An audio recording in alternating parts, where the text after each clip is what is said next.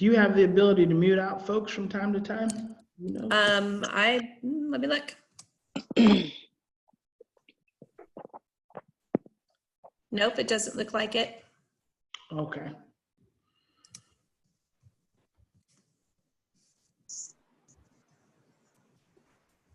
I know there's a way to do like a mass mute, but I think if you go down on your mute button, there might be, it looks like everybody's muted though, except me. Themselves.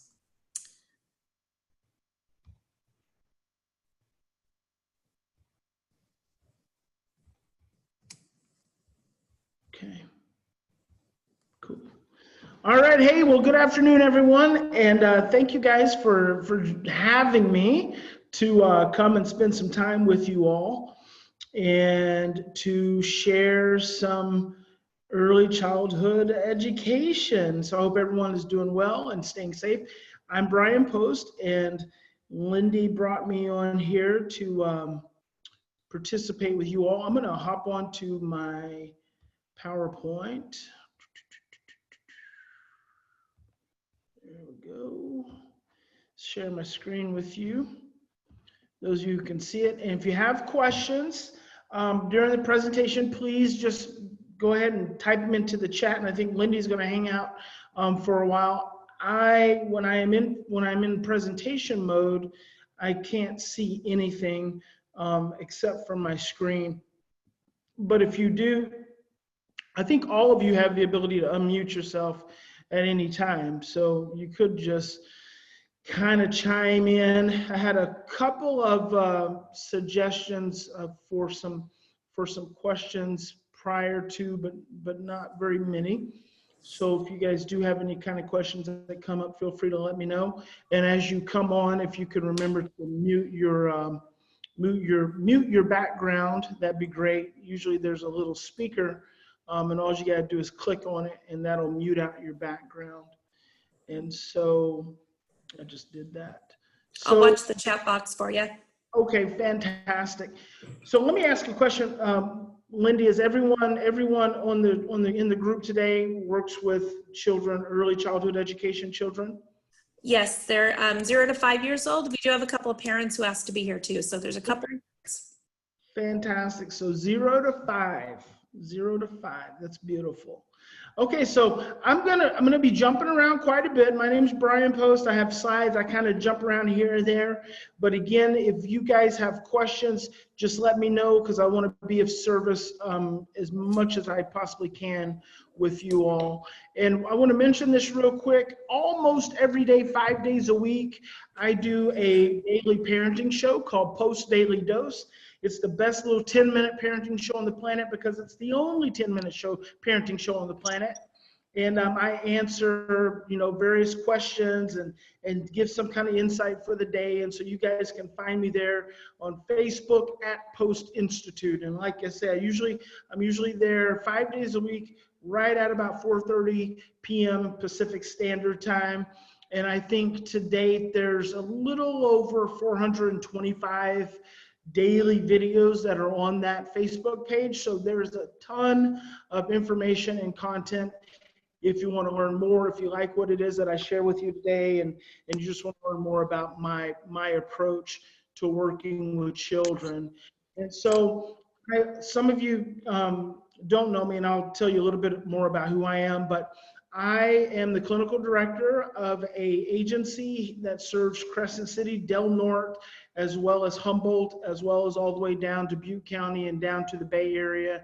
And it's called Parents in Training, and we provide wraparound services for adoptive families.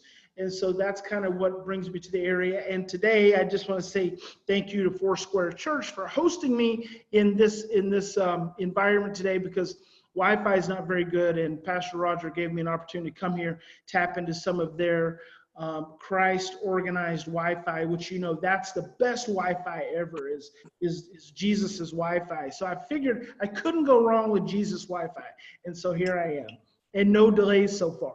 So I'm the author of a few books. Actually, I've co-written and authored 13 different books. I've been doing this work for a long time, over 20 years. Most of my background is in trauma and adoption and in foster care, but it can really be applied to all children. All three of these books, From Fear to Love, The Great Behavior Breakdown Beyond Consequences, Logic, and Control, were deemed adoption parenting bestsellers. So let's go ahead and jump into this today, but I see if I want to start here. Let's see, I don't know if I want to start here. I think I want to start here talking about the brain and why is this so important, especially when you start thinking about 0 to 5. Okay, so I'm going to give you guys a kind of a condensed generalist version of the brain. And why is that important? Because you are essentially working with brains when you're working with 0 to 5. And not only that, but you're working with brains developing at the most rapid rate that they'll ever develop in all of time.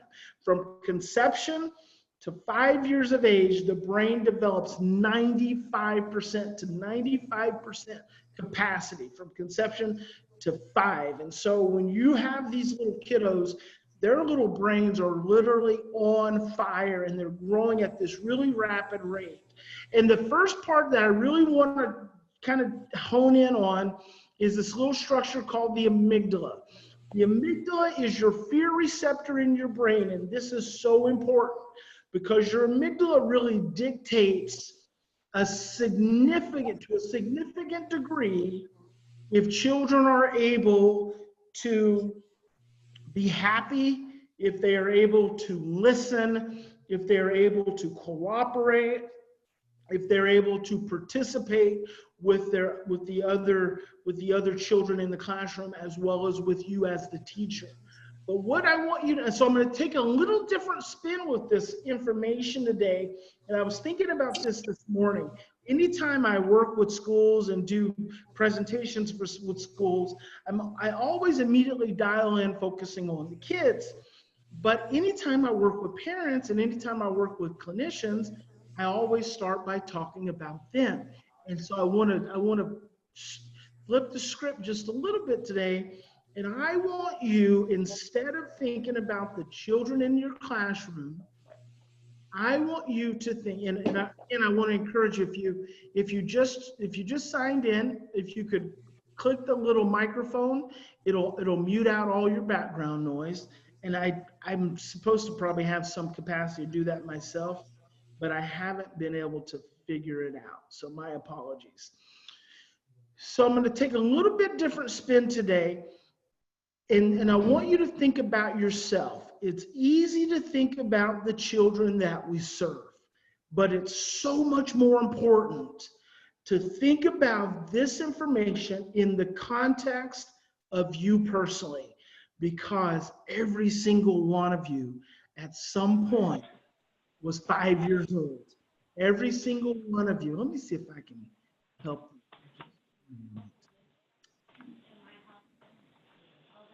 Just away, speaker.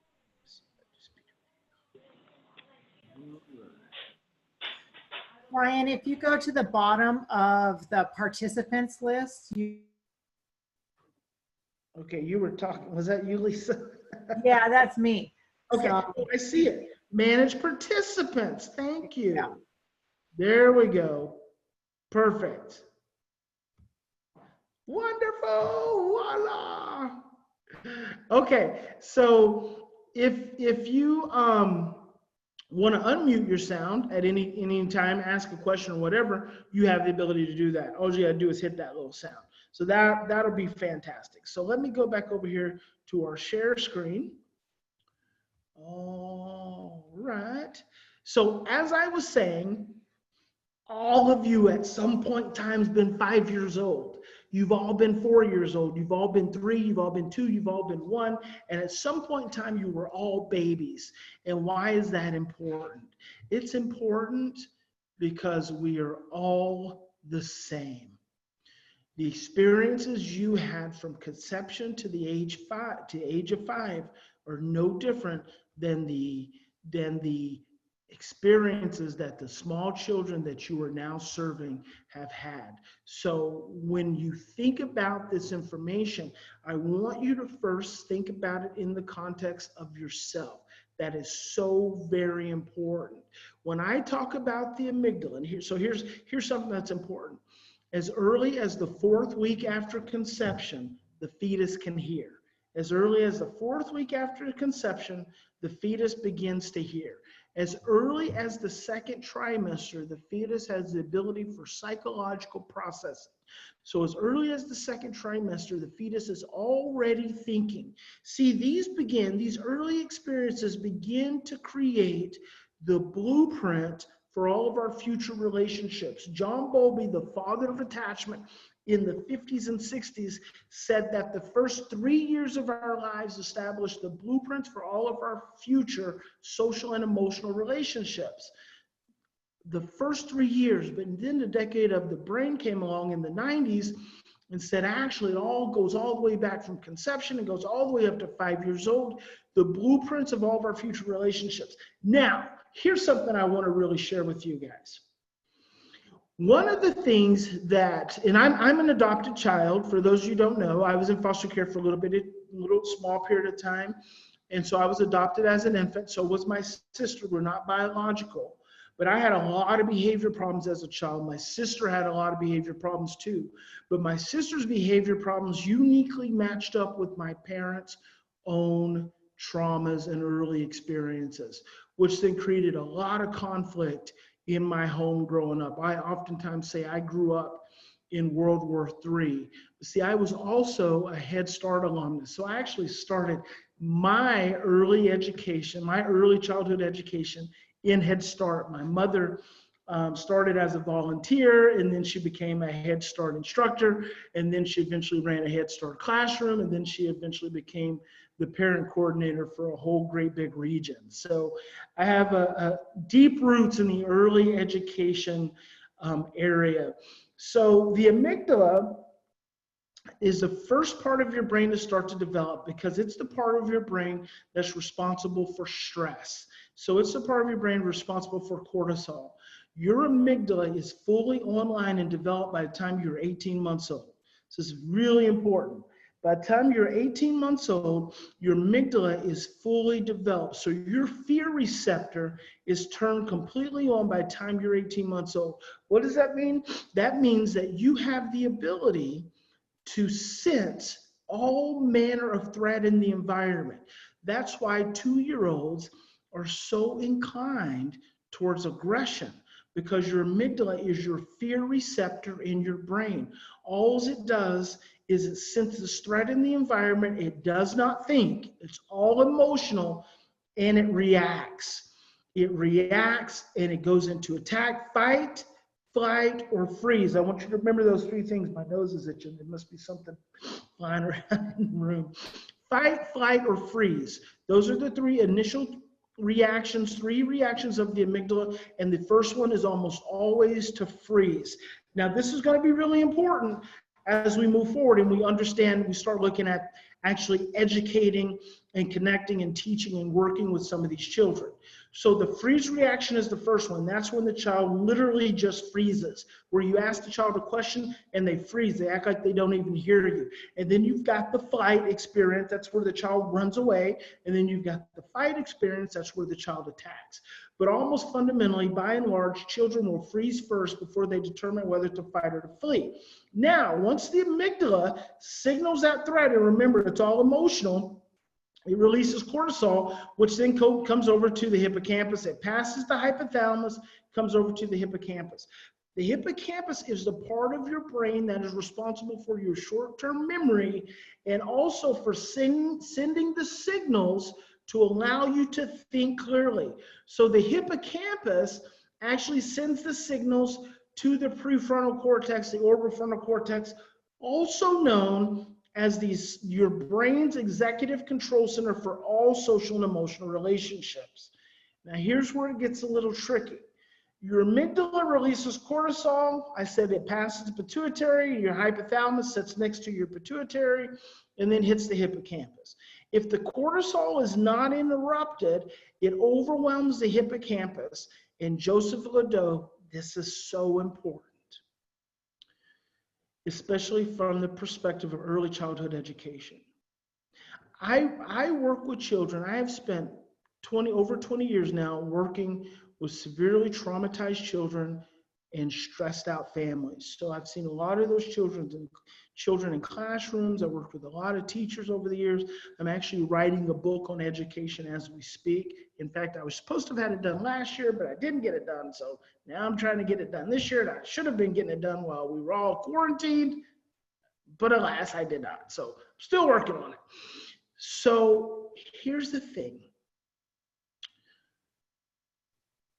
When your amygdala, oh, no. You were going to write something down. This is what I'm going to tell you. Joseph Ledoux, New York University neuroscientist, wrote a book called The Emotional Brain. He said in that book, this is a quote, in times of stress, this is so important. This is like, there are probably 3 or 4 core concepts that if I could teach, I wouldn't teach anything else. This is one of them. Your ability to breathe is another one. Anytime you're acting out, you're stressed out is another one. And when you stress, you regress is a 4th one. And I just gave you 4 really important things. Let me see if I can just remember what I said, because you should probably write them all down. I should have made them into a slide. Number 1, okay, is this one.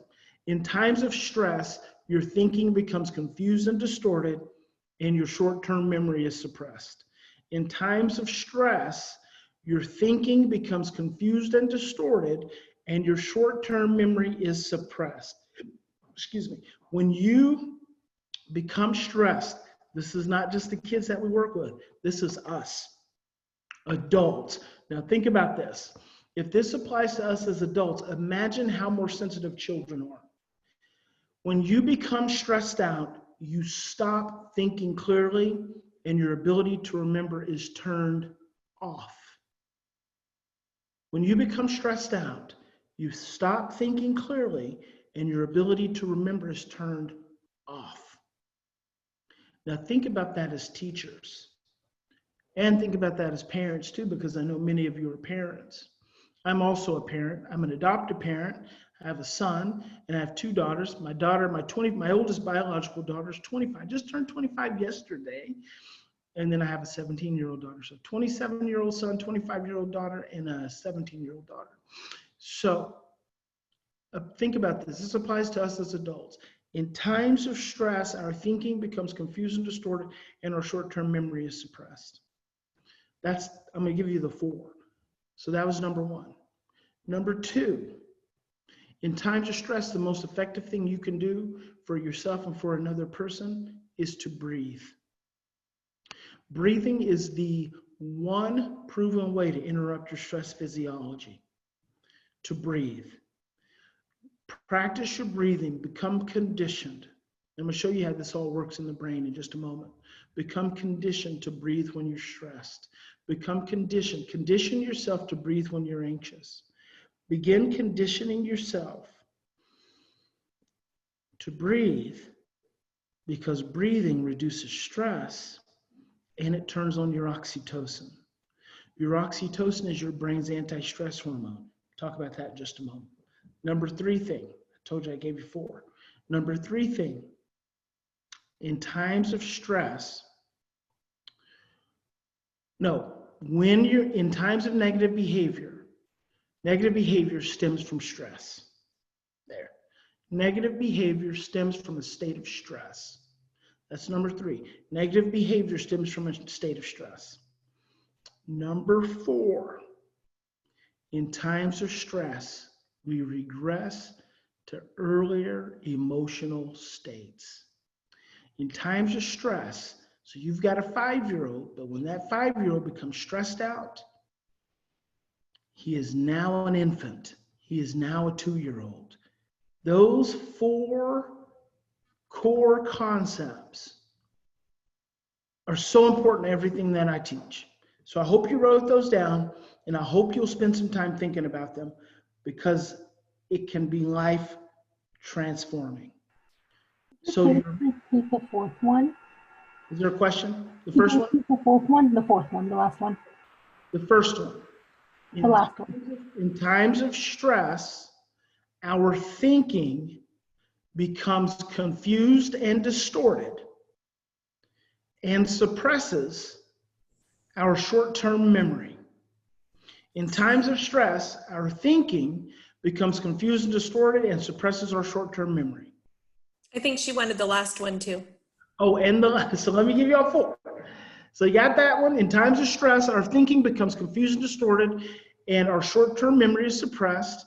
Number 2, in times of stress, the most important thing you can do for another person and for yourself is to remember to breathe. Remember to breathe. Number 3, behavior stems from a state of stress. All behavior stems from a state of stress. Challenging behaviors come from a place of stress.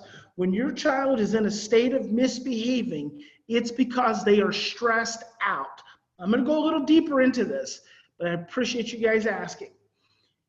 When your child is acting out, it's because he's stressed out. Number 4, an acting out child, a stressed out child, is an emotionally regressed child. Is a child who has regressed to an earlier developmental stage, emotional zone. When a child is stressed out, it's because they have regressed to an earlier emotional zone. That emotional zone, it's very important. So now I'm expanding and probably getting you confused and overwhelmed. It's important to understand that when it comes to the stages of memory, we have a cognitive stage of memory, we have an emotional stage of memory, we have a motor stage of memory, and we have a state level stage of memory.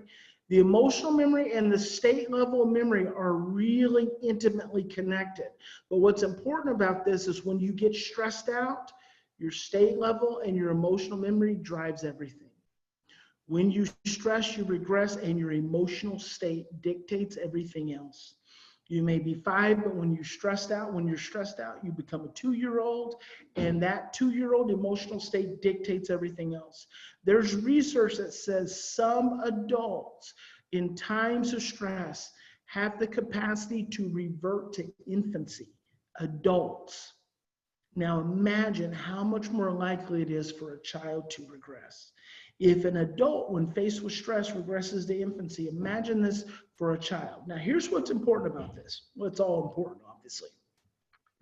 20 years I've been teaching this stuff. 20 years. Hasn't changed. It's just gotten deeper. It's gotten more simple. And all of this stuff is really simple. It's just not really easy because it's a paradigm shift. It's different from the way we typically look at children. And that's really important. So the amygdala, when it's triggered, it releases cortisol, which passes the pituitary gland. Now, I said that the pituitary, right next to the pituitary gland is a structure called the hypothalamus. The hypothalamus is responsible for releasing a hormone called oxytocin. So your hypothalamus is responsible for your oxytocin response. What's important about that? What's important about that is that your oxytocin response is your brain's anti-stress hormone. Your oxytocin response is your brain's anti-stress hormone. So when your hypothalamus experiences that you're releasing this cortisol, it's supposed to get triggered and it's supposed to release oxytocin. But here's what's significant about oxytocin. Oxytocin. Your oxytocin response is a learned response in your brain. You have to learn oxytocin.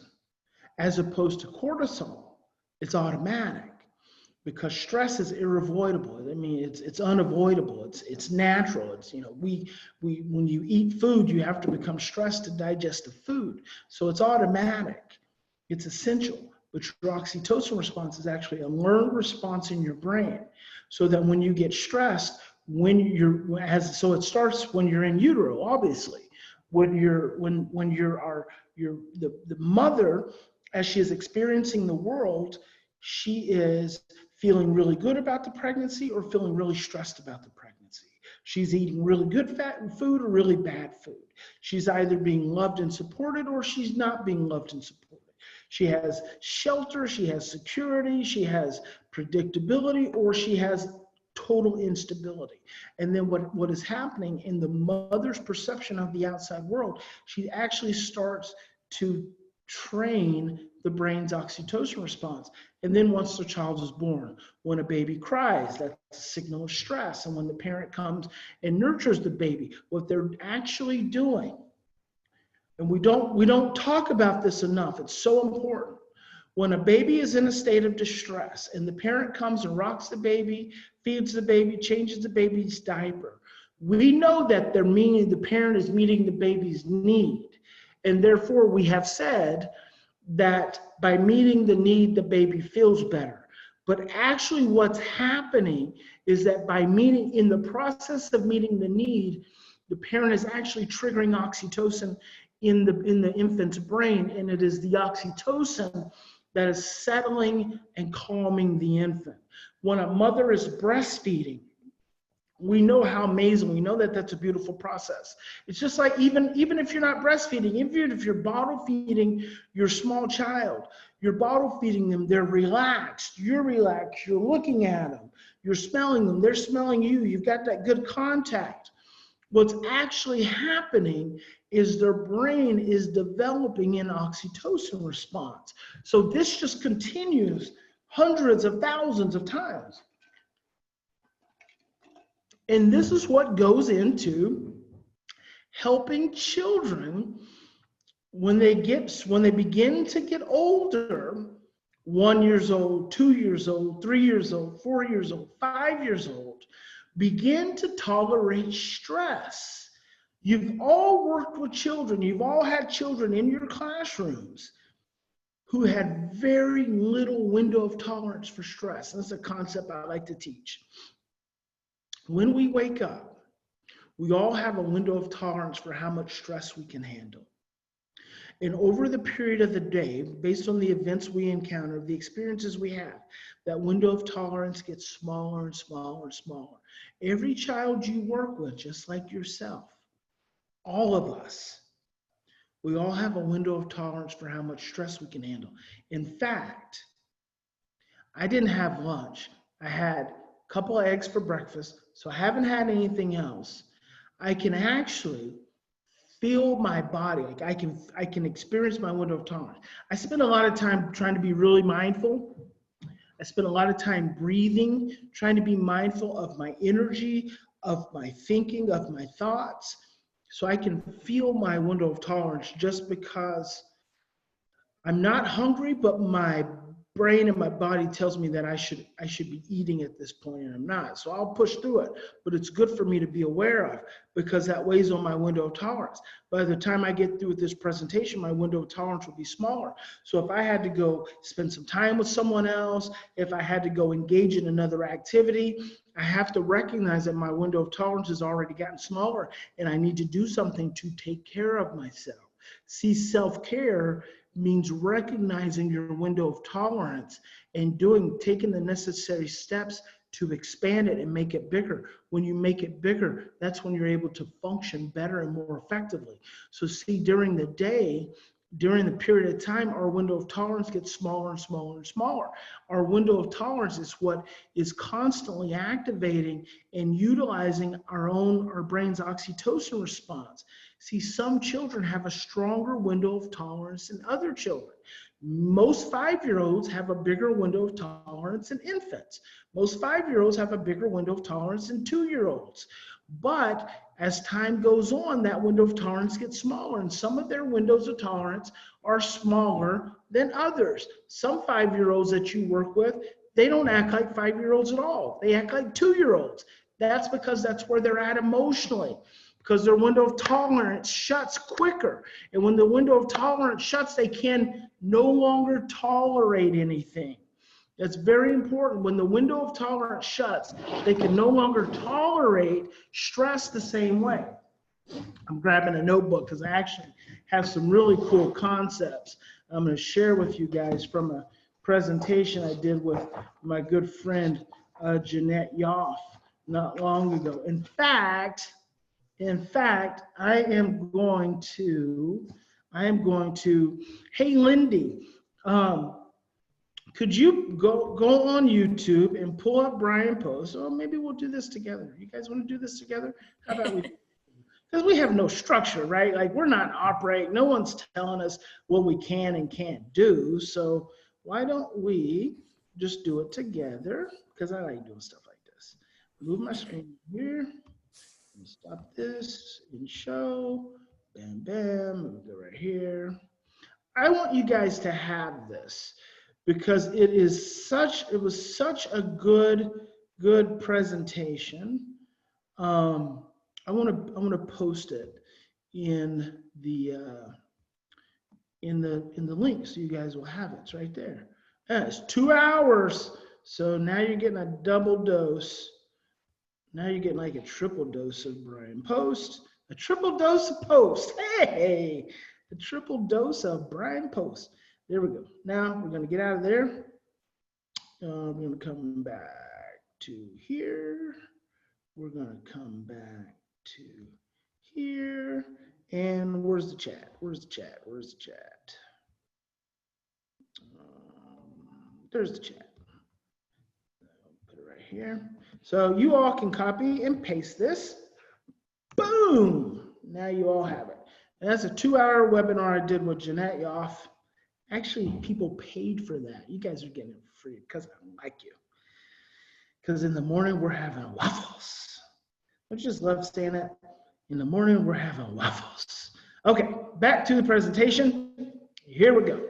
All right, so as I was saying, I have no idea what I was saying before I went off on the tangent, pulled out this little book. There was something in what I was saying in this book. One of the things Jeanette said was become an owl. Owl. Ooh. OWL, write this down.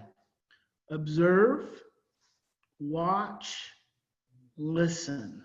Learn to become an owl. Observe, watch, listen.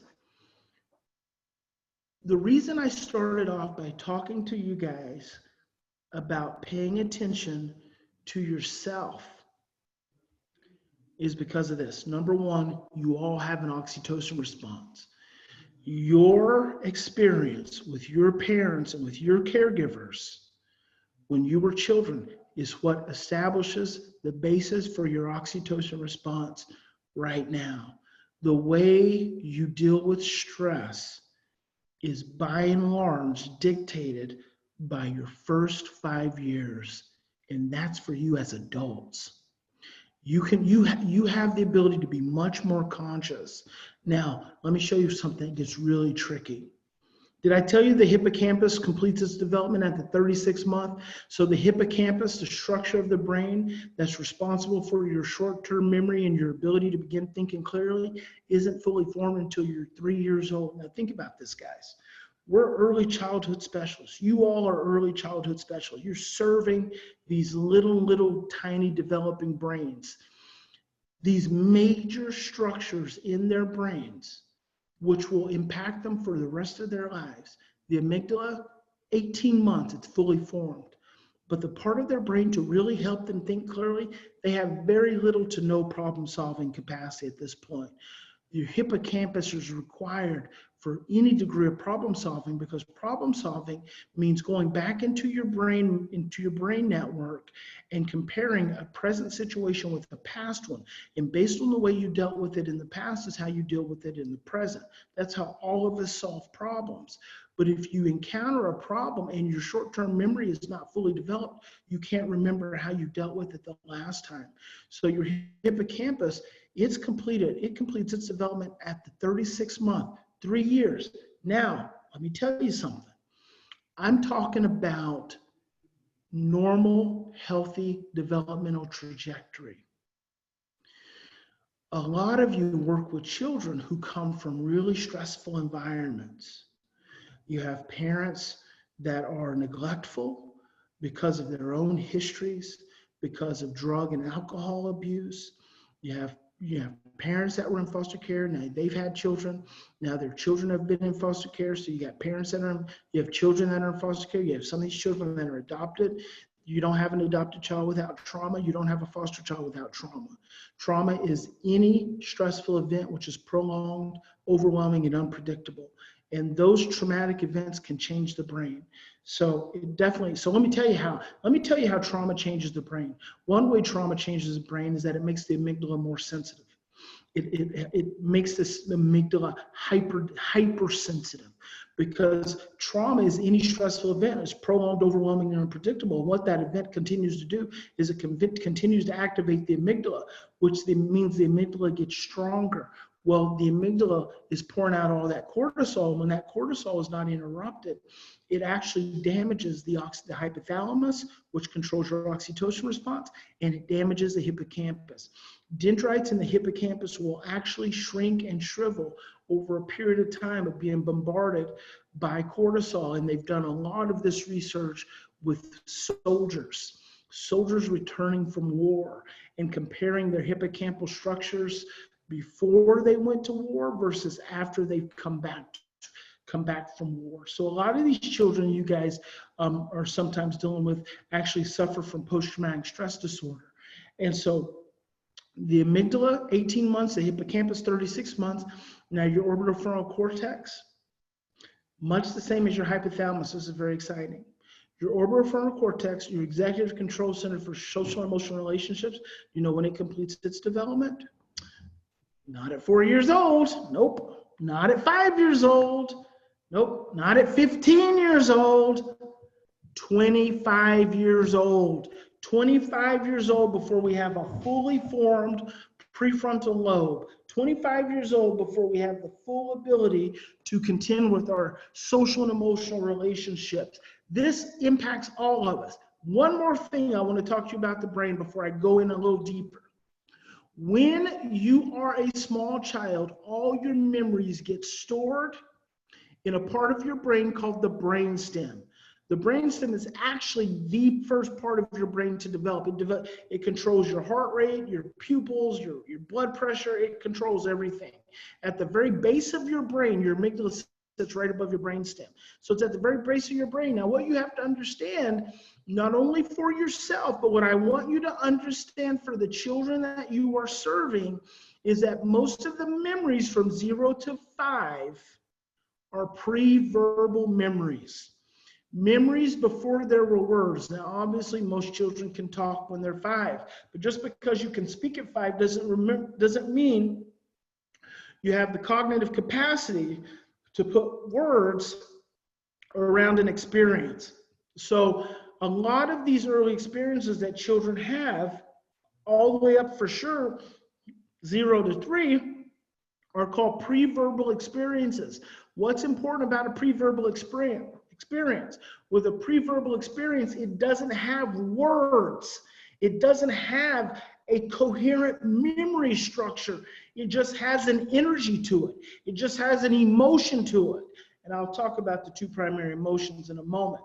But here's what's more significant about this, is that when you become stressed, it doesn't matter how old you are. And I know we're talking about early childhood development, but when you become stressed, that cortisol actually turns on your brainstem. And when that cortisol turns on your brainstem, it starts to stir up all the experiences and the emotion in the brainstem. Guess where trauma gets stored? In the brainstem. And guess what turns it on? Guess what turns on trauma? You got it, stress. So all of a sudden, this energy starts to get created. This energy starts to start circulating in your brainstem, and it starts shooting up through your brain, through your amygdala, through your pituitary gland, to your hippocampus, overwhelming your hypothalamus, coming out through your prefrontal cortex. And you remember, you cannot think clearly. Your thinking is confused and distorted. You cannot remember. Now, I'm talking about us as adults. Think about these kids. See, what I'm hoping I can do is put the pieces together for you enough as an individual, as an adult, that you can then think about, just all you got to do is dial it down to think about how it applies to children. Children are so much more emotional and so much less cognitive than we are as adults. The older we get, research says we move further from our right hemisphere and over to our left hemisphere. So we rely more on our thinking the older we get. However, your right hemisphere actually dictates to your left hemisphere. Your right hemisphere actually dictates to your left hemisphere. So what I'm really telling you about these kids that you serve from 0 to 5 is that they are not mature, they are not developed, they are very immature because their brains are still in the peak of development. And all of the experiences they encounter influence their brain. And in a classroom setting, the person who sets the biggest presence for the room is you as the adult, you as the teacher, because when you're stressed, you're sending off a vibration. That's how we communicate. We send off vibrations. That vibration gets communicated to all the other amygdalas in the room. The stronger amygdalas, the amygdalas with the stronger oxytocin response, the healthier hippocampus, have a stronger window of tolerance to contend with the anxiety that's being generated from the amygdala. Here's something I want you to know. Anxiety and excitement get generated from the amygdala. Anxiety and excitement get generated from the same area of the brain. So you can have a 2-year-old little toddler in your daycare who's playing with another little kid, having a good time, having fun, and all of a sudden, bites the other child. And you're like, what happened? What happened? As soon as they're having a good time, they're at risk, because just having a good time wears away at the window of tolerance. The importance of the adult, just the basic importance of the adult, is adult presence. Adult presence creates an oxytocin-enriched energy as long as the adult is not stressed out and overwhelmed. So this becomes really, really important. Peer physiology, playing with kids of similar ages is the same matching physiology as stress. So when kids are playing together, they are actually stressed. They're utilizing their window of tolerance. Okay, now let's talk about this for a minute. So I'm not super good with my pens, so bear with me. Okay? So this is essentially your left hemisphere. And it'd be really cool if you guys drew this out, because I think it's so important. This is your left hemisphere. This whole circle here makes up your brain.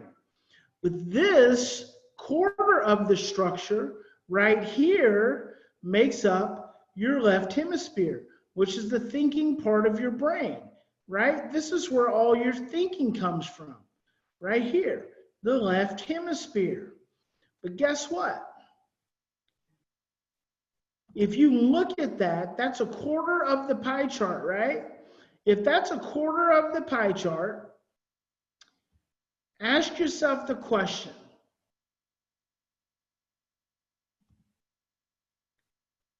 Is this the bigger, more influential part of the brain, or is this?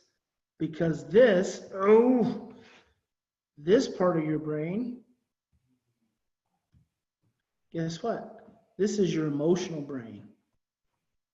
All this serves as your emotional brain.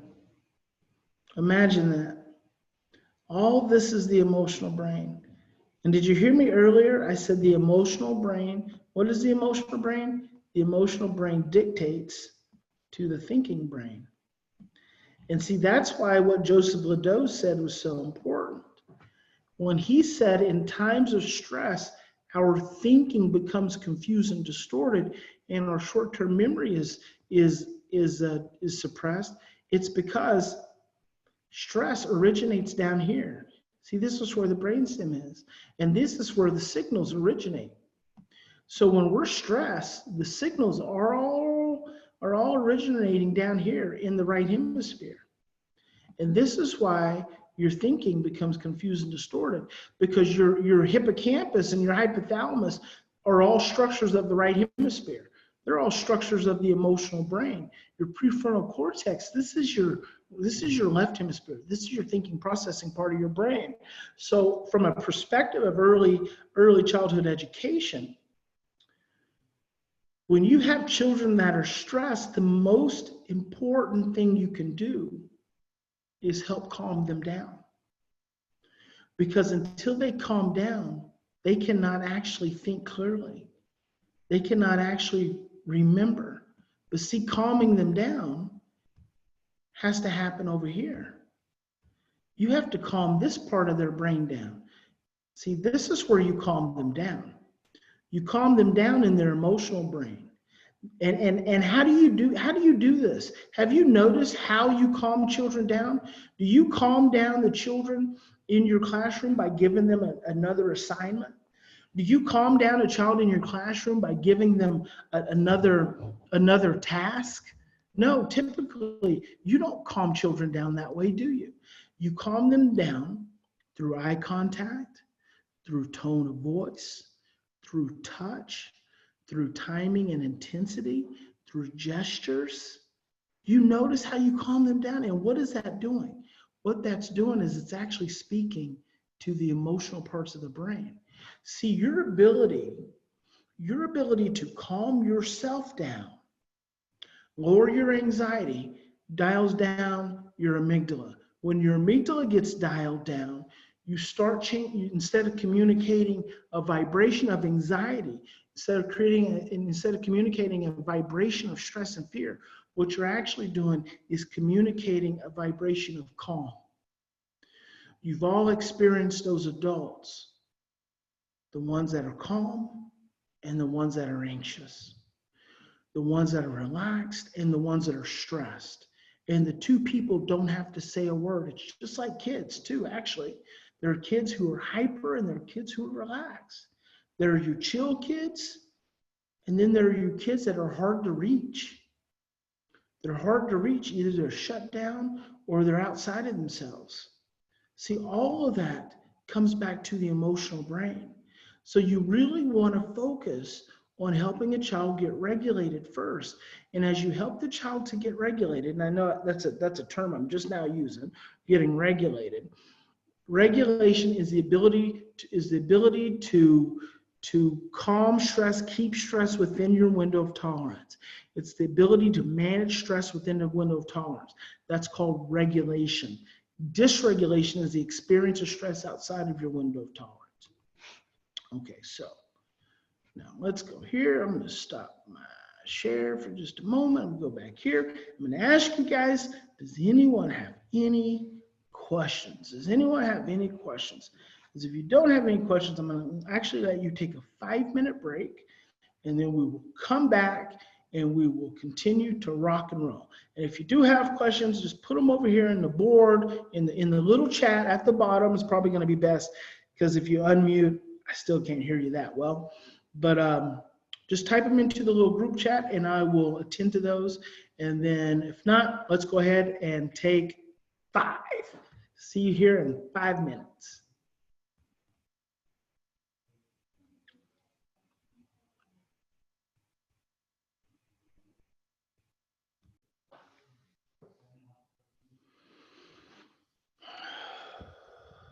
Okay, let's get back to it. I mentioned the OWL, observe, watch, and listen. That is really important and really helpful when it comes to, because my whole background is in working with challenging behaviors, traumatized children. It's kind of my expertise is in trauma and behaviors. So what's really cool about OWL, observe, watch, and listen, is that one of the best things you can do as an adult when you have a sensitive child is, number 1, observe them. Number 2, so you observe them in the environment, observe whatever the behavior may be. See, a lot of times we want to move right in on a behavior challenge. We want to move right in on a situation instead of observing it. Watching, Watching means watching the body language, watching the posture, watching the facial expressions. Like you are almost investigating. And then listening is listening to the words, not just the words that the child is using, because a lot of times the words there's a lot of value in the words. But I really want to encourage you to listen to the tone. See, a lot of times we don't realize that children have regressed until you hear the tone. Now, think about this. The last time a child you were working with regressed and started doing baby talk, do you know how many negative kind of imprints and experiences we have around doing baby talk when we were children? I mean, baby talk was almost consistently a no-no. Like, don't baby talk, right? How threatening that is to us as adults. But baby talk means a child has literally regressed. They have regressed and they are operating from a stage of infancy. This perspective, if you can take this perspective, if you can really begin to embrace it, if you can really begin to see the way I'm kind of trying to lay it out for you, it gives you so much more power and control in the situation because it helps you to influence your children and the children you're working with. Relationship is the most important thing because relationship allows influence. But if you can start to listen to some of this stuff, observe, watch, and listen can be very important. 4 parts. The 4 parts is the cognitive level. Oh, you got it right. Yeah, you're right. Absolutely. Cognitive level memory. That's your thinking. Your emotional level of memory. That's your feeling. Your physical is not physical. It's actually cognitive, emotional, motor.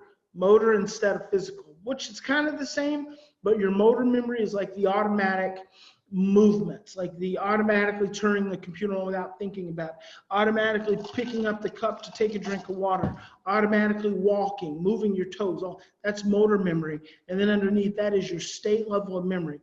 That's the level of memory associated with your personality traits. All right. Perfect. Times you stress, you think because Lindy is on the ball. Okay, let's get back to the share screen. Oh, one thing that Jeanette said in that presentation that I thought was really cool, she said, what's hysterical is historical. Think about that. I think that's good. What's hysterical is historical. That means when you encounter a child who is hysterical, that means they are not present.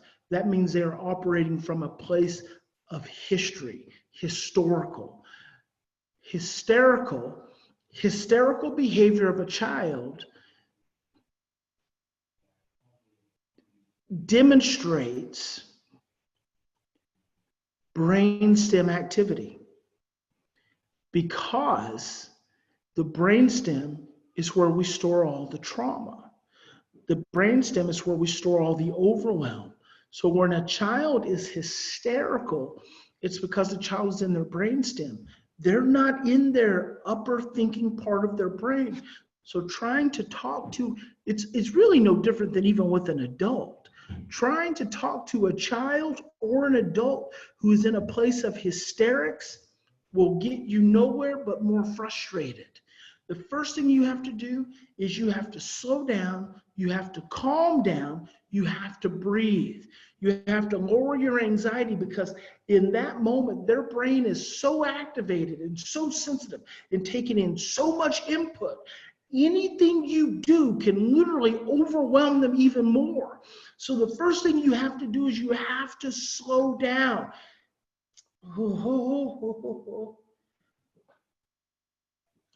I feel like the Holy Ghost might be stepping in here, but then I'm thinking maybe I'm in a church so the Holy Ghost kind of exists all the time.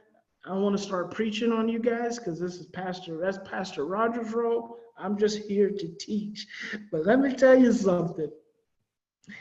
When you can regulate your own brainstem, when you can regulate your brain, when you can breathe and you can keep your anxiety dialed down, you stay in a space, and that space is a state of presence where you can literally influence the state of another individual. When you can stay present, when you can breathe, when you can calm yourself down, you stay in a brain-based state that allows you to influence another person. They're called feedback loops. They're called neurophysiologic feedback loops. And essentially, it's the way our brains communicate non-verbally. Not just our brain, but our brain and our body is connected. Candace Pert referred to it as the body-mind system because it's one system. It's not the brain and the body. It's all connected. So we communicate through vibrations, and those vibrations create what are called neurophysiologic feedback loops. There can be negative ones or there can be positive ones. So a negative one just grows more negative, but a negative feedback loop cannot grow in place, in the midst, in the presence of a positive feedback loop. Very important. Okay, moving right along. So I'm going to introduce you all to a concept called the stress model. The stress model, I came up with this 20 years ago, and I've been using it ever since. It's changed everything. This is what I've taught to teachers and schools around the world, residential treatment centers, and parents.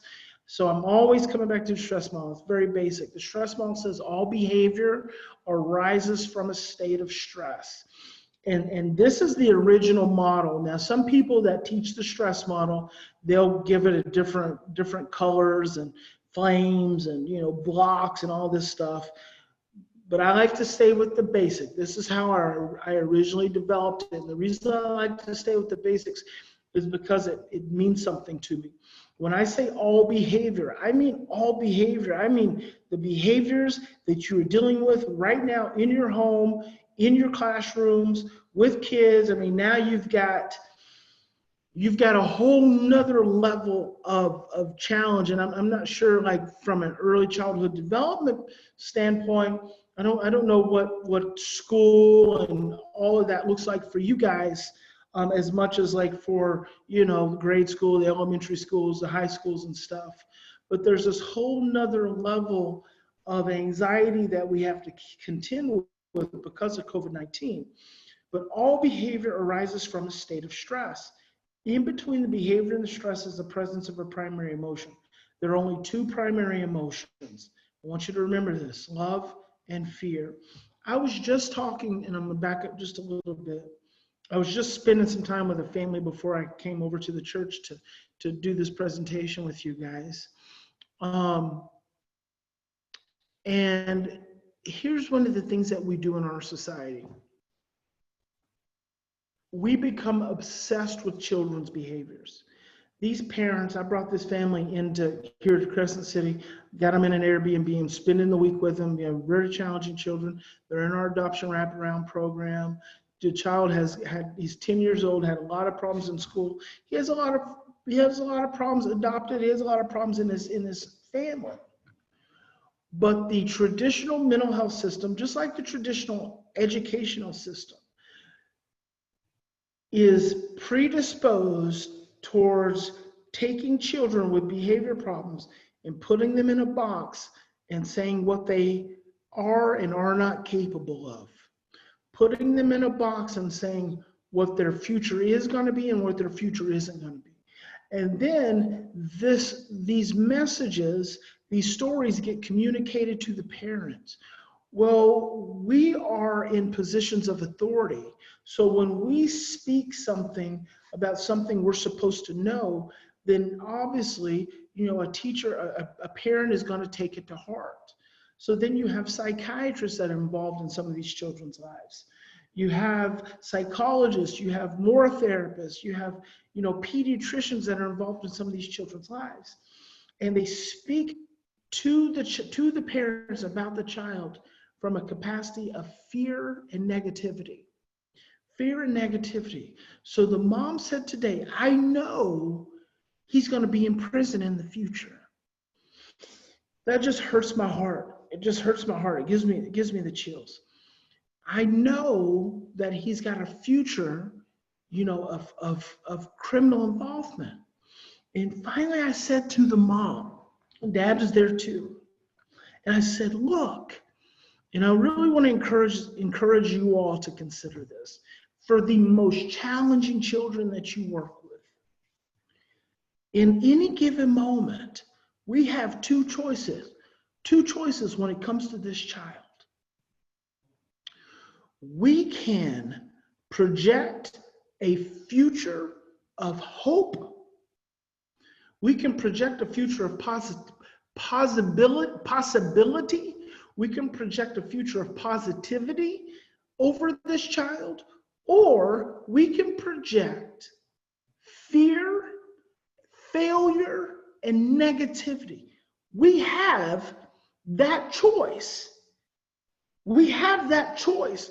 We do not have to speak about a child's future as though it is going to be negative. When we do that, we're making a choice. And when you do that, you are creating a vibration that you are sending out into the future of this child that is going to go towards manifesting that energy. You're creating the energy. At any given time, you have the ability to create an energy. And we do that within ourselves. We do that based on how we feel. We do that based on how we think. We do that based on how we behave. Deepak Chopra is one of my favorite kind of lecturers and speakers and scientists, teaches a lot about metaphysics. He says that we cannot prevent the future. We cannot prevent the future. Now, I want you to think about that. You cannot prevent what's going to happen in the future. None of us have that ability. But you can influence the future from the present. Now, think about how profound that is. You can't prevent the future, but you can influence the future from the present. I'm going to give you a real good example of this. Some of you have a challenging child right now. And if you did nothing with this child, let's say COVID-19 lifts within a month and we're all back to school, or they're coming back to, Head Start, or they're coming back to early childhood development center, whatever the situation may be for this child. If you did nothing for the next couple weeks, this child is going to come back and probably be the same child. But what if over the next couple weeks, you did something positive? What if you sent him or her a thank you card every other day? And you could write these all out at one time, put them in the mail, send them a thank you card every other day. Something you were thankful for having them in your class and having them in your life, and looking for how thankful you are, looking forward for them coming back to your classroom. What if you did nothing more than put the energy, positive energy, into that handwritten card? Maybe you went a step further and you visualized a future for them. How many times have we heard of the successful professional athlete or computer genius, or the musician who some teacher has said, you cannot do this, and they go on and they're massive successes? We don't want to be that person in a child's life. What if you wrote down a future that you saw for them as a possibility? And then what if you mailed them all those cards, one every other day? In 2 weeks, I will guarantee you will have a child that looks to you differently, because that child will believe that you see them differently.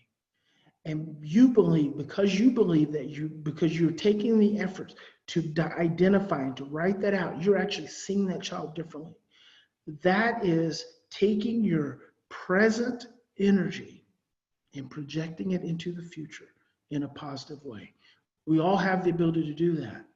And so when I spent about a half an hour on that little diatribe with this mom and dad, and mom said, you're right. And dad was like, yeah, because right now they are conditioned for negative, not for positive. So anyway, just wanted to share that with you guys Woo, I digressed. Okay, stress model. Stress model says all behavior arises from a state of stress. In between the behavior of stress is the presence of a primary emotion. There are only two primary emotions, love and fear. It is through the expression, the processing, and the understanding of the fear that we calm the stress and diminish the behavior. It is through the expression, the processing, and understanding of the fear that we calm the stress and diminish the behavior. So I'm going to back this up. And go through it again, because there's two components. This model is very dynamic. All behavior arises from a state of stress. Here's what you have to understand though. Our amygdalas are always looking for a threat. When your amygdala sees a threat, so when your amygdala sees a behavior, your amygdalas are always focused on threats, so they're always looking for behavior. So when you see a child misbehaving, your amygdala fires off. So what does that mean? If all behavior arises from a state of stress, what that means is that all negative behavior triggers stress within us. So the first thing we have to do is we have to express and process and understand our own fear so we can calm our own stress, so we can then relate to the behavior differently. See, that's the dynamic part of this model. All behavior arises from a state of stress. So what I realized early in my career, I realized that all these behaviors that were being demonstrated by these children were coming from a place of stress. If I really believe that, and it's also coming, and then it's operating, activating fear, and the fear is generating the behavior. So if I really realize this, if I really thought about this, now think about this, because one of your questions was about resilience. So I'm going to tie that back in after I share with you this. If I really do believe that all behavior arises from a state of stress, and that stress drives fear, and that fear is what's driving behavior, then what is it that I have to do when I'm facing any problem behavior? Whoop, someone got it. I heard, I felt it. Ding, you got it. Reduce stress. You have to reduce the stress and reduce the behavior. If you reduce the stress and you reduce the fear, you will reduce the behavior. If you reduce the stress and you reduce the fear, you will reduce the behavior. I didn't say focus on the behavior, because guess what happens when you start focusing on the behavior? When you start focusing on the behavior, you're actually generating more stress, and you're actually generating more fear, and then guess what you get more of? You get more behavior. But if you realize that the behavior is generated from stress, and the stress manifests in fear, and that the fear drives the behavior, guess what you're going to do? You're going to reduce the stress. And if you reduce the stress, guess what happens? The behavior goes away. I learned that I was able to hear a parent even do this in school. One of my favorite coaches, actually, she asked me to do something. I haven't got back to my computer to do it yet, but I need to do it. One of my favorite coaches is a teacher. She's actually an early education teacher. And she's been going through all my stuff for a while now. She's got foster kids. I learned that when I can listen to someone tell me about a child's behavior, if I not pay attention and get overwhelmed by the behavior, but remember, you say operative word, remember. How am I able, how do I remember? How do we remember, guys? How do we remember? How do we ensure that we remember?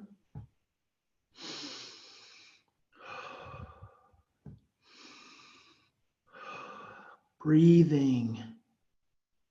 When you see the problem behavior, you start breathing. Why? Because that turns down your brainstem, it turns on your oxytocin. Your oxytocin creates a different vibration than cortisol. I learned that if I could pay less attention to the behavior and remember that stress is what drives the behavior, and start focusing on ways to reduce the stress, I could reduce the behavior. And that's how I became Bryan Post. That's it. That little model. This little model. All behavior arises from a state of stress, and in between the behavior and stress is the presence of a primary emotion. There are only two primary emotions, love and fear. Those are the only two primary emotions. Everything else manifests from an energy of love and an energy of fear. Because your body really, your emotions, your cellular experience only knows two energetic states. It knows a thriving state, which is a state of openness, and it knows a surviving state, which is a state of constriction. Those two energies are what manifest the emotions. So, the first thing you've got to do, you've got to calm your stress. You calm your stress so your oxytocin turns on, so your thinking becomes clear, your short-term memory becomes open and activated so you can remember. And then you work towards reducing the stress of the child, reducing the stress of the fear. The behavior, obviously, we don't like negative behavior. Obviously, we don't want behaviors to continue, but the behavior is not the source of the issue. The behavior is not the culprit. The stress and the fear is the culprit. And with that, I'm going to give you another little, there's seven nonverbal cues that I mentioned this earlier. Nonverbal cues. And see, this is what the brain receives. This is what the brain really responds to. Eye contact, facial expression, tone of voice, gestures, timing, posture, and intensity. 7 nonverbal cues.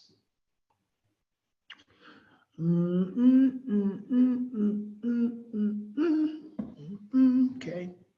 I'm gonna skip over the. Let's talk about defiance real quick, because this is an easy one. This is what a lot of you guys are dealing with in schools. Defiance. I'm gonna make this so simple for you. This was simplified for me. This was simplified for me probably 17 years ago by Bruce Perry. I think some of you guys have heard Bruce Perry. Bruce Perry says an oppositional defiant child is a scared child. Now think about this.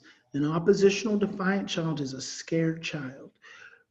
And you can't see it because the first thing we say, now think about children who ignore you. So that's essentially a defiant child. Children who ignore you, or children who don't follow the rules, or children don't do as you ask them to do. You know, we call that defiance, but really that is a state of freeze. When you ask the child to do something, their amygdala freezes. They go into a state of fear. An oppositional defiant child is a scared child, is a child that goes into freeze. When the child goes into freeze, they are literally frozen. They have to be defiant because they can't move. So it looks like defiance, but actually what it is it is an experience of fear, is an experience of being frozen. The best thing to do with a defiant child is to first turn off all those old parenting stories and grandparenting stories of that child should do this when you say do it. Take a deep breath. And that's usually what turns down all those blueprints. Take a step back. Take a step back. Sometimes walk in the opposite direction. Because it's not that the child didn't hear you. It's that in the moment, their brain froze. And then you come back later and maybe you lower your tone of voice and you say, hey, honey, can you do whatever it is that I was asking you to do? And then you walk away and they go,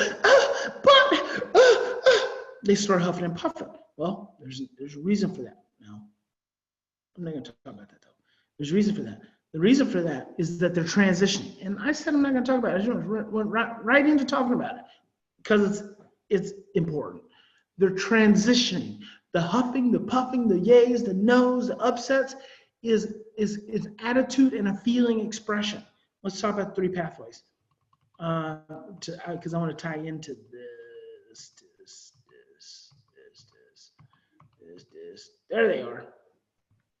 We have 3 pathways for emotional expression. I'm going to talk about this real quick. We have attitudes, we have feelings, and behaviors. The reason we have these 3 pathways for emotional expression is this is how we transition from one thing to the next thing. So that's very important. We have the 3 emotional pathways because they help us transition. So when you ask a child to do something and they go,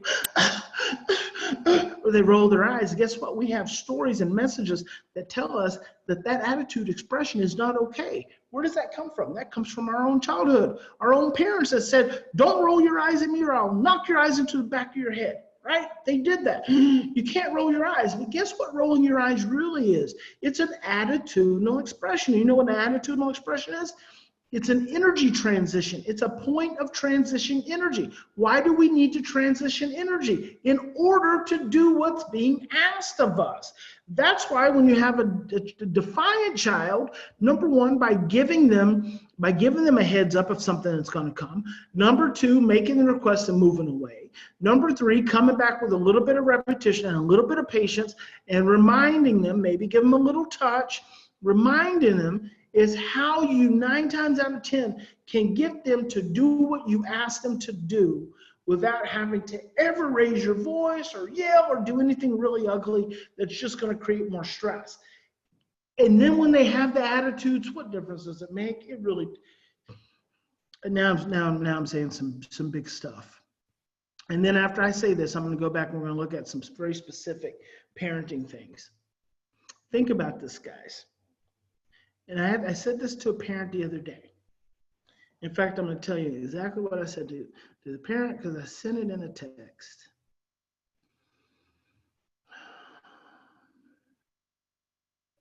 This mom has been working really hard with her child.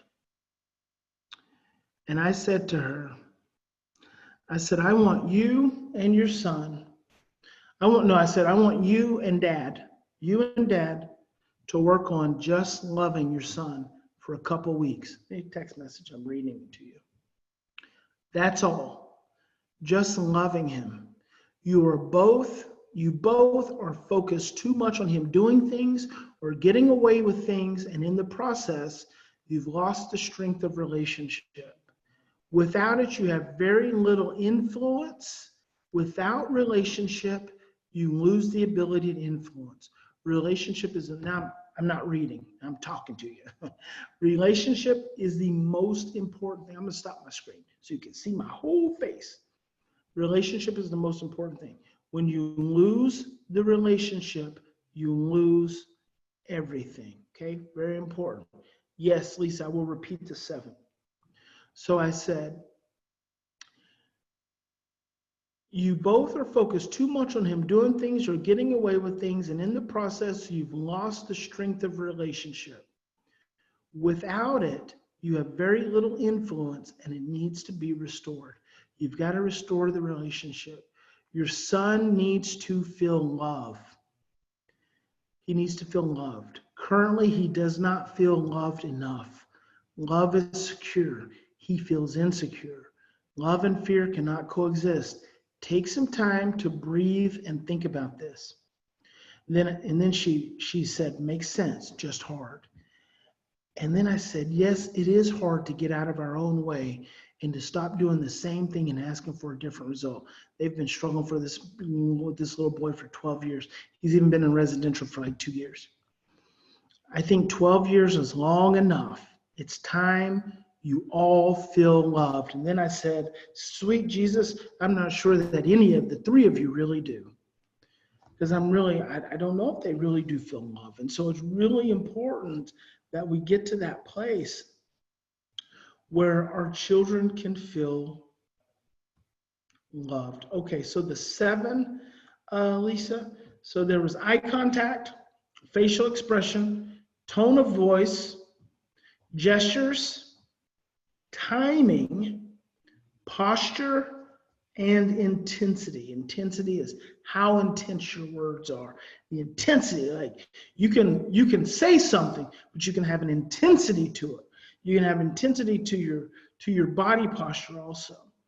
Oh, here's something for all of you. This is something I want you to repeat when you're encountering a challenging situation. This is for you. And you can also use it with your children. A little affirmation for you. Ready? You're a good person. So you would say, I'm a good person. I am doing the best that I can. I am good enough. I am a good person. I am doing the best that I can, and I am good enough. That's a good one. So if we can't express through our attitudes, guess what? We drop into feelings. Now we get stuck in a lot of this stuff in school, right? You think that a child is rolling your eyes, you immediately become afraid, and that's what moved me into the whole relationship thing. You immediately become afraid that if a child is rolling their eyes or huffing and puffing and telling you that they're not going to do something, you immediately become stressed. You become stressed, and the moment you become stressed, you move into control. You know that you're operating out of a state of stress and fear when you want to control, suppress, and change. Those are the three things we do when we're operating in a place of fear. We want to suppress, or we want to change. We want to operate from a place of love, and a place of love is always geared towards influencing. It doesn't have to control, it doesn't have to suppress, it doesn't have to change, because it influences. So what happens when children give you attitudes in your classrooms, it immediately makes you feel stressed. And the first thing you say is, the first thing that pops in your brain is, if I don't get this child to stop rolling their eyes at me, they are never going to learn how to be respectful. I'm going to sneeze. Excuse me. So that's one of the things we say. Children can't give attitudes because that's a sign of disrespect. That's an old story. That comes from our parents and our grandparents. An attitude has nothing to do with respect or disrespect. Respect comes from a relationship. Respect comes from love.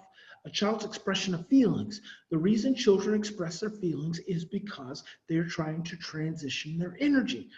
When a child is yelling, they're transitioning energy. This little kid I was mentioning, when he talks real high, it's because he's expressing his insecurity. And the parents are always trying to get him to stop. Instead of trying to get him to stop, I'm encouraging them to go and look at him and say, I'm listening to you. I hear you. Because the insecurity has to move to security. So feelings, see, this is what we get into. This is when we get into aggression. A lot of times we misperceive a child who is using their words and their voices and their yelling. We misperceive them and call them being aggressive, but they're not being aggressive at all. They're actually expressing themselves. When you start to suppress the feeling, when you suppress the attitude, when you suppress the feeling, you're pushing the child into behaviors. Now, this is where it gets tough, because behaviors only have two ways to manifest, and that's anger and depression. Behaviors have to come out through anger and depression. They don't have any other outlet. So this energy has to come out through anger and depression. It has no other outlet. Anger and depression both have to surface through behaviors. If you operate 6 months or longer in behaviors, anger, and depression, 6 months or longer, you're operating from what I call the trauma triangle. At this level, this is where you get diagnosis. This is where you get medication. This is where you get restraint. This is where you get disruptive placement. This is where you get excessive trips to the principal. This is where you get an IEP. Those of you who are working in the public schools, this is where you get an IEP. This is where you get kicked out of school in behaviors, anger, and depression. The problem is we have conditioned children to have no other outlet other than behaviors. So that's all they know. We actually have to work them back up through a process of expressing their attitudes and expressing their feelings, so they never have to drop into their behaviors. All right, let's go ahead and pop back up here. Let's see. Oh, this is a good one. Let's see. That's a good one. This is a good one, but this is a good one. Let's talk about this one. This is regulating the 5 transition points. Very important for you guys working with small kids. And let me tell you why. Dr. Perry says that anytime we encounter a novel event, we perceive that event as a threat until deemed otherwise. Anytime we encounter a novel event, we perceive that event as a threat until deemed otherwise. This is the essence of transition challenges. When children have to transition from one thing to the next thing, their brain immediately goes into freeze. When their brain goes into freeze, their thinking shuts down and their short-term memory shuts down. If we don't help children more effectively regulate the transitions, then we're actually setting them up for failure. So these are 5 transition points that are critical in school that if you can develop some regulation around these things, you will really change a child's school experience. The first is the beginning of school, that transition from out of the car, on the bus, into the classroom. Think about how you can reduce the stress when it comes to these transition points. One of the best things you can do at the beginning of school to address the transition is meet the children at the door, especially these little guys. Meet them at the door as much as possible within whatever time frame they get into the door. Go over to them, make eye contact, give them a little pat on the head, say, I'm glad to see you, I'm glad you're here, and then give them their direction for what they need to do. Every one of your children, because remember, they have a poorly developed short-term memory system. Routine is important. Transitions are really, really important. Routine and structure is important, but transition in the routines and the structure is critical. Changing classes. Some of your children get overwhelmed between changing classes versus changing activities. Group activities. Not all children can play in groups of 8. Some children have to learn how to be regulated one-on-one. Some children only need one other child to operate with, to engage with. Cafeteria. Food is major. So not only do you have the potential triggers associated with eating, but you also have all the chaos that usually happens around cafeteria time, around lunchtime. So transitioning, reducing the stress around those transitions, which can oftentimes be having a child set in a certain place in the lunchroom, having them sit close to the lunchroom attendant. Maybe they don't even eat lunch in the lunchroom at all. Maybe they eat lunch in the classroom with another teacher. What can you do to create regulation in those scenarios? And then recess. Not every child can handle the whole playground. Sometimes you have to practice containment, reducing the transitions around recess and creating more containment, giving children less room to run around in and get stressed out in and get overwhelmed in. So hope those are helpful. Okay, let's go up here real quick. This is my exploring the parenting continuum. I just want to touch base on this because these are some of the common parenting practices we do, and I really want to give you an opportunity to look at them and think about them. Now, some of you are going to feel really challenged by these, and that's great. It's good to feel challenged. To learn more about what I mean and what I'm talking about, you can look on my YouTube channel. I've got videos there, but also there are even more videos on the Post Institute YouTube channel. So there's the Bryan Post channel, then there's a Post Institute YouTube channel, and then there's also our Facebook page, and then there's also postinstitute.com. And these are all free resources. You don't have to pay for any of these resources to learn what it is that I've been sharing, that I'm about to share with you. So I call this the parenting continuum because we have over here on the right-hand side, we have reactivity and fear. And then all the way out from -1 to -100. On the left-hand side, we have +1 to +10 is responsibility and love side, all the way out to positive love. I call it the continuum because we don't realize that the most common things we do with children at home and at schools falls within the continuum of the reactivity and fear-based side. But here's the significance. These things fall on the continuum of -1 to 10. We don't realize that -100 is the death penalty. But because these things fall on the continuum -1 and -10, then we just, we don't make the connection to the death penalty. But the reality is that the most common denominator of all these things is reactivity and fear.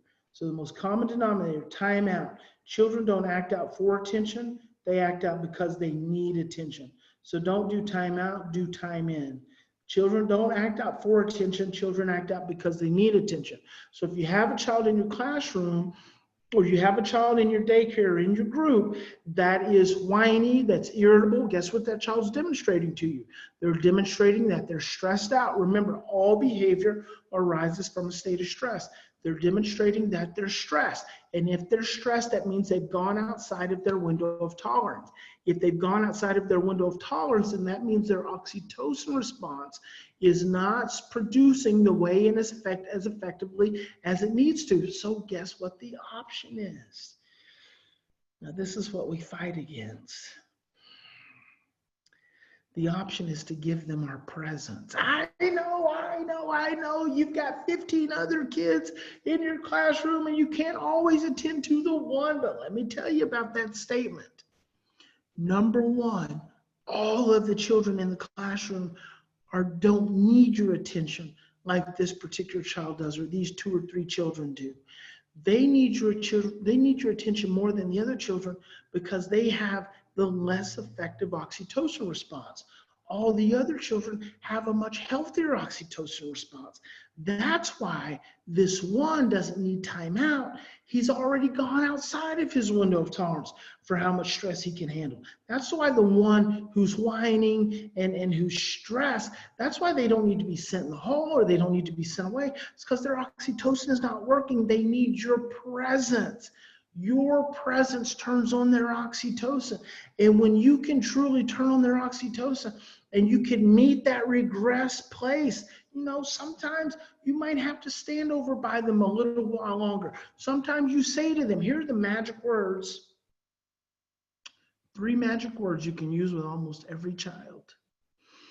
Ready? You are okay. You're okay. You're okay. And there's one more. There's 4 other magic words. You're going to be all right. You're going to be all right. You're okay. You're going to be all right. I want you to remember those words. You can use those with your teenagers. Everything I've talked to you about today, you can use with teenagers. Everything I've talked about today, you can use with your spouse. Don't tell them you were here. Don't tell them we talked. Just use it. Just use it. You stress, you regress. They're 2 at that moment. They're acting like a 2-year-old. Just treat them like a 2-year-old. Say, it's okay, baby. Honey, it's okay. I got you. Come here. Let me hug you. Let me get you some food. Do you need a drink? What do you need, honey? See? Don't tell them we had this conversation. Just do it. Okay. Isolation. You don't send a child away because a child who's acting out is acting out because they've gone outside of their window of tolerance. You can send them away, but what does that do for helping their oxytocin response develop? Nothing. And this kind of goes back to that question about resilience, talking about resilience. I actually don't talk a lot about resilience. I like to talk about regulation because a regulated brain can actually rebound, can actually be resilient, whereas a brain that's under a constant amount of stress cannot be resilient. Bruce Perry says that children are not resilient, they're malleable, they can be molded. But I think children are also very resilient. But in order to be resilient, they actually have to be able to recover from stress. One of the things that we do in our program is that when families get to a point to where the parents are too stressed out to be able to regulate themselves, therefore the kids are too stressed out to regulate themselves, and we need a really good interruption, is we'll bring them one of our treatment homes. And in our treatment homes, we call them respite homes, but in our respite homes, all we do is create peace and regulation. Peace, regulation, predictability. And what that does is it helps regulate the brain. When the brain gets regulated, that's when a child becomes resilient. Spanking, don't spank. Don't spank. And I know, gosh, most of you probably were raised being spanked. I grew up in a town similar to Crescent City. This is why I really love Crescent City. I grew up in this little isolated town, hardworking parents, hardworking adults, providing for your family. There's lots of generations here. The most common thing we do in parenting is spanking, and I'm going to tell you, it's going to create more stress than is necessary. You don't have to spank your children. If you have children without trauma histories, if you truly have children who have good, strong relationships with you, you don't have to spank. I know you've heard spare the rod, spoil the child, but what I'm going to tell you is that is a biblical misinterpretation. Spare the rod, and the rod and the staff were used in the raising of sheep. The rod was used by the shepherd to guide the sheep, and the staff was used to pull them back into line when they stray. So the rod was not used by the shepherd to beat his sheep, because what happens if the shepherd beats a sheep? Then they stray and then they get slaughtered by the wolves. The rod is used to guide, and so that's when Proverbs says, guide up, a proverb that says, guide up a child in the way they should go. It actually also is interpreted as raise up a child. Raise up a child means to guide in the way they should go, and when they are mature, they will not depart from it. You use the rod to guide, not to beat them with it. If you beat them with it, I'm telling you guys, and you don't have to listen to a thing that I'm telling you, but I was born into this work. My whole life has brought me to this work. The last 20 years, I've been doing this work more intense than anyone in the world, probably the last 22 years. So I understand this work in a way, and I'm telling you, you don't have to spank your children. You're going to lose relationship with them, and when they hit adolescence, they're going to run away from you. They're going to stray, and that's going to create more stress.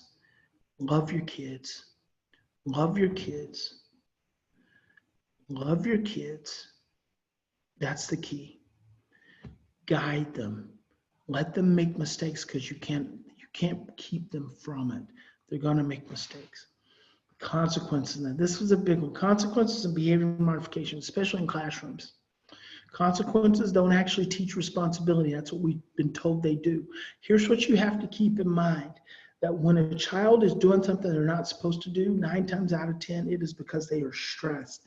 When a child is stressed, and I'm going to say 9.9% of the time, 9.9% of the time, because I don't know anything about that other little 0.1% of the time, but when a child is stressed, they are not thinking clearly, and their short-term memory is shut down. When a child is stressed, they are not thinking clearly, and their short-term memory is shut off. Now think about this. If a child is stressed, don't you think they're going to make some bad choices? See, the consequence is consequencing the behavior. It's not addressing the stress. And what I'm telling you to do is, instead of consequencing the behavior, which actually creates more stress, see the behavior as a signal, see it as a red flag, and then address the stress. And in that capacity, then you calm the child's thinking. And when you calm the child down, when you calm their stress, you turn their thinking on, you re-engage their short-term memory, and then you can teach them. See, the definition of discipline is to teach, not to punish. Oh, the definition of discipline is to teach, not to punish. But in order to teach our children, we've got to make sure they're in the right state of functioning, in the right state of mind. We got to make sure they're not too stressed out. We got to make sure that their short-term memory is not turned off, because then they can't learn anything. Behavior modification, I know how important those points and those rewards are, and those green lights and those yellow lights and those red lights. But I'm going to tell you, the significance of those things is that they are not addressing the stress and the fear underneath the behavior. They are all addressing behavior. And the children who are going to lose their points and not get their rewards the most, the children who are going to get the most consequences are children with trauma histories, children who have stress-sensitive brains to begin with, children who are easily fearful and get easily overwhelmed. And so if you've got to use these things, and I don't believe that you do, I believe that there is a way to use them differently. I have not personally put it together, but if a child is doing something that's going to cause them to lose a point, what that's also telling you is that they are reaching a place of stress that's going to cause it to be really challenging for them. Now, we do these things. These are the most common things we do with all children. Why? The reason we do them is because they work. With 70% of the children, you can do these things on the reactivity and fear-based side, and they work. With 70% of children, we can parent our children from fear and we can create more stress because it works. It gets the behavior diminished. But guess what? With 70% of children, anything you do works. With 70% of children, you can raise your eyebrow. You can snap a finger, and that will work because those 70% have the ability to regulate their brain. They have the ability to regulate their brain. So they have the ability to regulate stress. It's the 30% of children that you have in your life right now, in your homes, in your schools, in your academies right now that don't have the ability to regulate stress. And when you start taking their points, you start taking their rewards, and you start giving them consequences, it's just going to create more stress for them. All right, couple of quick things. Being mindful of yourself, that kind of goes back to the beginning of the day. Being mindful of yourself, being mindful of your own stress, your own fear, your own anxiety, accurate assessment, really knowing who your children are. And this is something all of you can do that we never do. We never ask about the birth. What was the child's birth like? What was your birth like? That can tell you if there were traumas in the child's life, anxieties in the child's life, triggers in the child's life that you may not be aware of otherwise. Attunement, paying attention to when a child's face is all grouched up. See, here's what happens. When you have a child in your care that's continually whiny and clingy, that child begins to stress you out. And what happens is when that child begins to stress you out, they turn on your brain, they open up your brainstem, and the way you were parented from 0 to 5 starts to turn on. Now that's gonna really speak volumes to you. See, a lot of times we had those cries suppressed, we had those needs suppressed, and so we're all good people and we all care for children. But when those brainstem imprints turn on, you actually start pushing that child away, when in fact that's when the child needs you the most. See, when you're stressed, it's hard to be attuned. Attunement is the ability to pay attention. When you're stressed, it's hard to pay attention because you're likely to be in survival. So pay attention to that scrouched up face. Pay attention to that child who's always whining. Pay attention to that child who's always clinging. Instead of pushing them away or ignoring them, get really connected with them. Pull them in, connect with them. Emotional and physical containment, reducing the space that a child has to kind of move around in because you're reducing the stress. Structure and routine, important. Time in, talked about that. Mentoring, probably not so much for you guys, but you could sometimes get an older child to come in and be a mentor to a younger child. Phone call is one of my most favorite things to do. Call, if you got a 5-year, not 3-year-old, you're not going to call a 3-year-old, but if you've got a 5-year-old who you're having problems with, call them in the evening and say, hey, I'm just calling to check on you and see how you're doing. That works as effectively for 15 as it does for 18. That kid will look at you different the next day. It just changes the relationship. Physical contact, there's nothing wrong with touch, guys. These kids need that physical contact because it regulates the system. So it's very positive, can be very helpful. You don't have to give them a full-blown hug, although I recommend a full-blown hug. Parental inclusion, try to include the parents as much as possible, and then homeschooling. Some kids really probably do need to be homeschooled. Oh, here's a little book you can get. It's my best-selling Fear to Love book. Actually, you can get it for free, feartolovebook.com. You can go there, get it while supplies last. I'm going to stop my screen. And let's see if we have any questions. I think we've almost, Lindy, I think we've almost ran up against our window. Let's see, can you repeat the 7? I did that. Okay, perfect. Anyone else have any questions? Hope you guys have enjoyed this presentation. I'm here to serve you. I'm glad to be in the community. Feel free to reach out to me. You can always email me, brianpost1@gmail.com. In fact, that was like one of the first slides. There was a wraparound slide. If you know families, adoptive families who are in need, they have to qualify for our wraparound services, they have to be adopted from a county in California. But have them reach out to us. And you guys are amazing. I appreciate all that you do. You are having such an impact in the lives of these children. Your presence makes a difference. I mean, I still remember teachers all the way back to kindergarten. So you have your presence, your being, who you are, makes a true difference in the lives of these children. And I say the lives, not just right now when they're 5, but when they're adults. So never underestimate just how powerful your role is in their life. God bless each and every one of you. Thank you for having me, and I'll be seeing you around. Say hi when you see me at Safeway or Walmart or wherever else. Thank you, Lindy. Have a great day, everyone. Thank you very much. Thank you, Bryan. Thank you, Bryan.